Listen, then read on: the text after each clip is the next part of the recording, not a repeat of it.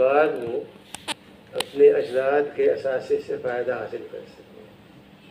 آپ میں سے ہر ایک کے علم میں وہ اقوام موجود ہیں جنہوں نے غلطی کی اور اسے بھگت رہی ہیں۔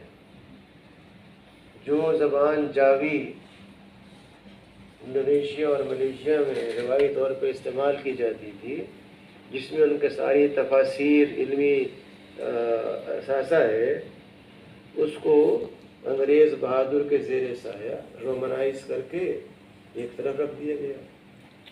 جو زبان عربی، فارسی اور ترکی ایک علمی اثاثے کی امین تھی، اس کو مصطفیٰ کمال نے ایک طرف کر دیا۔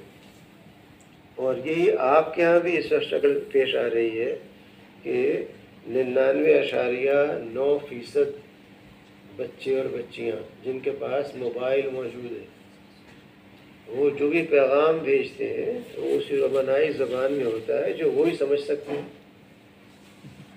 میرے پاس کبھی کوئی پیغام آتا ہے، میں اس سے پڑھ ہی نہیں سکتا کہ لکھا کیا ہے، کوشش کو نہیں پڑھ سکتا، چھوڑ دیتا ہوں اس میں سے۔ تو فائدہ اس وقت ضائع کرنے کا، کیونکہ آنکھیں آتی نہیں، کان سننے کا آتا نہیں، لیکن ان کی آنکھیں اور کان اس طرح سن نہیں سکتے۔ تو اس کے خلاف بھی آپ کو جہاد کرنا پڑے گا، اور وہ جہاد ہوگا دلیل کی بنیاد پر، جذبات کی بنیاد پر۔ اور وہ دلیل وہی ہے جو آپ کی تہذیب و ثقافت ہے، علمی ورثہ ہے، جو ادب کا اعلیٰ شاہکاروں کا موجود ہونا ہے۔